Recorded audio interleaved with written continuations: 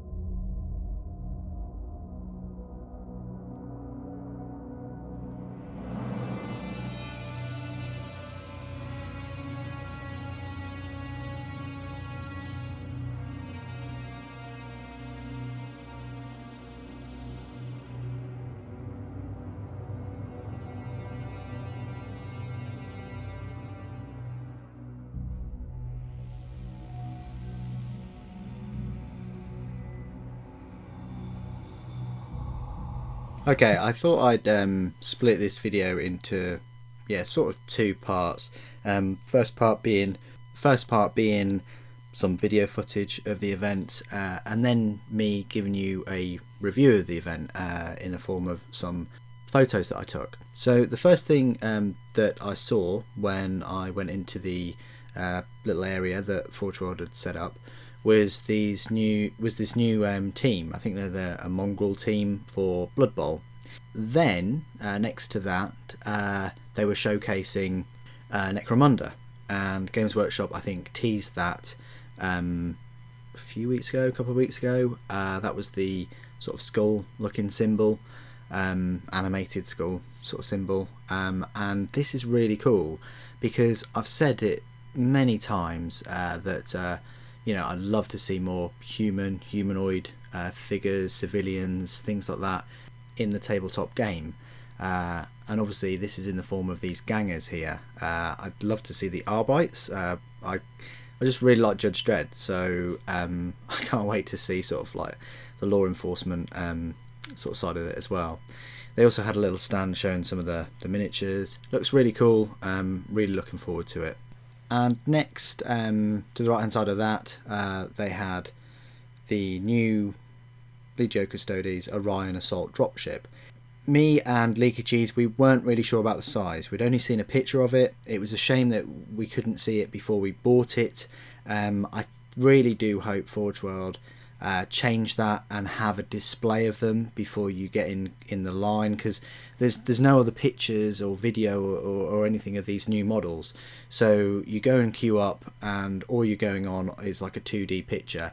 If we had seen this in the flesh before we bought them, we would have definitely had no hesitations about it.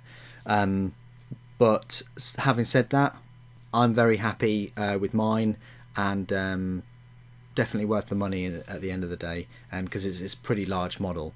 As you can see here, a few pictures of the rear and the rear hatch, and that's it compared to a Thunderhawk. It isn't as big as a Thunderhawk. It's I'll probably say a third of the size maybe, but it's still quite a large flyer for sure. Next they had this dragon. I think it's a Chaos Dragon. Absolutely huge. Cornate dragon with Lord. I mean, it's. I would not like to know how much that's going to cost. Maybe £350, probably more. It was huge, and Trish was working on that. Then moving around the displays, we got to see the both the new Sakaran tanks. I think the Arcus was released a couple of weeks ago now, and the Omega tank was a first access model for the day. And I think there were 50, and I think all 50 sold out within the first 60 people. And I think I was very lucky to get mine because I was in front of the guy that got the last one. So, and that was because I had a 3-hour journey from Norfolk to Nottingham, and I really needed a pee. I won't lie. So I rushed for that, and then got back in the line, and definitely missed a few spaces. But luck must have been smiling down on me because I managed to grab one. So yeah, there's a picture of it there, and yeah, like I've said before, the sort of 2D pictures don't really do it justice. You can see how thin the plasma sort of cannons are there, and the Arcus, the top is bigger than you'd think it would be, the top turret. Then this has to be one of my favourite sort of displays. You've got 2 Telemon Dreadnoughts there flanking a Galatus Dreadnought, I think it is. You've got 9 Custodes in Quillen Terminator armour, all with the 3 different weapons, the Lastron Bolters, the Fire Pikes, and the Twin-Linked Adrathic Destructors. They are thick. They're not as big as a Dreadnought, but they are definitely the biggest Terminators I've ever seen. They're just immense. Little zoom up shot there of the, I think it's the Iliastus accelerator cannon that's on the Caladius grav tank. So you can now get one of those on the Telemon Dreadnought, which is just beastie. And then here's just some close-ups of the three different weapon types for the Custodes Terminators. If you haven't already watched my unboxings of them, I'll tell you right now, all of the Terminators are exactly the same. When I say all of them, I mean, you know, the two sets that you get, and the only difference being the Solarite Power Talon and the Solarite Power Gauntlet, and either the Lastrum Bolters and the Adrathic, or the Fire Pikes. So the legs in the same poses, and the shoulder pauldrons, the top plate, the chest pieces, all those kind of things, they're the same Terminators apart from their weapon options. So I just thought I'd make that point too. And then they had obviously the painted versions of the models, and you can see here the Sicaran tank with those plasma cannons. Also the Thunderhawk in the Blood Angels colours looks incredible. The Tau Tiger Shark, the Charon, and then there's just a side view of the Custodes. I really love the way they do their gold. It's a really dark, sort of rich gold, and the red is really rich. I mean, I like the way I've done my gold, but to achieve that gold, yeah, it takes a lot of layers to achieve that. That's what they were telling me anyway. And then, yeah, the sort of star of the show really for the whole event. I mean, obviously that's, you know, personal preference, but it really was this flyer. The only picture we saw was a slightly off undercarriage shot of it at the Warhammer Fest. And I had not seen any other pictures of it since then, other than at the start of the Forge World Open Day week, where they released, you know, what was on offer. And again, unfortunately, that picture doesn't do it justice. But once again, very nicely painted. If you haven't already seen my unboxing, I'd suggest you go check it out, because I go through all of the parts. It's got those big, I think they're just heavy Arachnus blaze cannons at the end of the day. I don't think it's a different weapon type, even though they are bigger than the ones on the Telemon Dreadnought.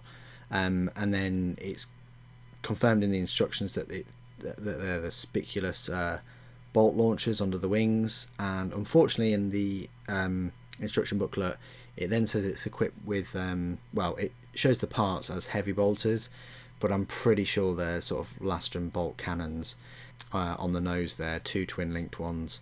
So it's quite well armoured. When they release the rules, which is dependent on when they put it on for pre-order. I doubt they'll put it on for pre-order this weekend, but when they do that, then mine should be built by then, and I'll do another video highlighting the rules and what I think of them and how best to use it, how does it compare to a Thunderhawk, things like that. And here I tried to get a sort of sneaky shot of the spiculous bolt launcher under the wing, but the lighting wasn't the best. And then here is the undercarriage shot of those two heavy Arachnus blaze cannons. So overall, it was a fantastic event. I had a really incredible time, very memorable.